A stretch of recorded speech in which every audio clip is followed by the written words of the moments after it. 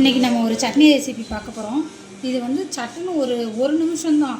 வெங்காயம் எல்லாமே இருந்துச்சுன்னா ஒரு நிமிஷத்தில் சட்னி ரெடி பண்ணிடலாம். இன்றைக்கி நான் ஒரு 40 சின்ன வெங்காயம் அளவுக்கு உரித்து வச்சுருக்கேன். இது கூட என்ன சேர்க்கலான்றதை பார்க்கலாம். ஒரு 5 காஞ்ச மிளகாய் சேர்த்துருக்கேன். இது ரொம்ப காரமாக இருக்கிறதுனால நான் 5 மிளகாய் சேர்த்துருக்கேன். உங்களுக்கு காரம் இன்னும் வேணும் அப்படின்னா ஒரு 2 மிளகாய் சேர்த்துக்கோங்க. இந்த 40 வெங்காயத்துக்கு வந்து நான் இந்த சைஸ் புளியை போடுறேன். நம்ம தக்காளி சேர்க்க தேவையில்லை, புளி மட்டும்தான். அதனால் இந்த புளியை அப்படியே டேரெக்டாக சேர்த்துக்கலாம். இதில் காரம் புளிப்பு இருக்குது. இது கூட கொஞ்சம் நம்ம இனிப்பு சேர்த்தா நல்லாயிருக்கும். அதனால் நான் ஒரு சின்ன துண்டு கருப்பட்டி சேர்க்குறேன். நான் இந்த அளவுக்கு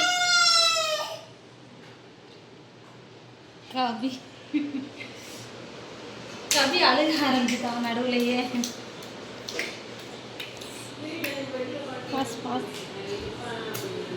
ஒரு சின்ன துண்டு அளவு கருப்பட்டி. இப்போ எல்லாம் சேர்த்தாச்சு. இதை நம்ம அரைச்சி கொதிக்க வைக்க போகிறோம். இப்போ சட்னி அரைச்சாச்சு. இந்த சட்னிக்கு தாளிச்சிக்கலாம்.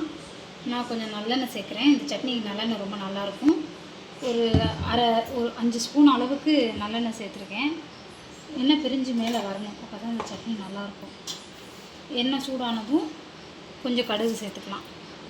இப்போ கடுகு உடஞ்சதுக்கப்புறம் நம்ம அரைச்சி வச்சுருக்கிற சட்னி அதில் கொட்டி நல்லா சுருள வதக்கணும்.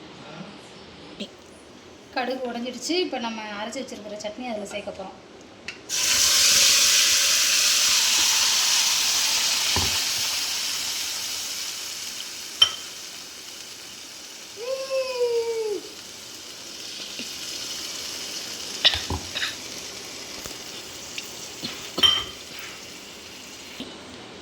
இப்போ இந்த சட்னி வந்து கொதிச்சிட்ருக்கு.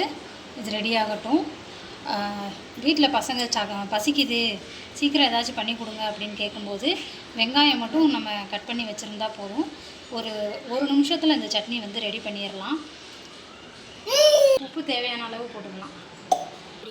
இந்த சட்னி வந்து இட்லி தோசை எல்லாத்துக்குமே நல்லாயிருக்கும். இன்றைக்கி நாங்கள் தோசைக்கு இந்த சட்னியை வந்து எடுத்துக்க போகிறோம். அப்புறமேல் ப்ரெசென்ட் பண்ணி காட்டுறோம். எப்படி இருக்குன்னு பார்த்து சொல்லுங்கள். எங்கள் பசங்க வந்து சாப்பிட்டு பார்த்துட்டு கமெண்ட்ஸ் சொல்லுவாங்க. சட்னி தோசை ரெண்டுமே ரெடி. வாங்க சாப்பிட்லாம்.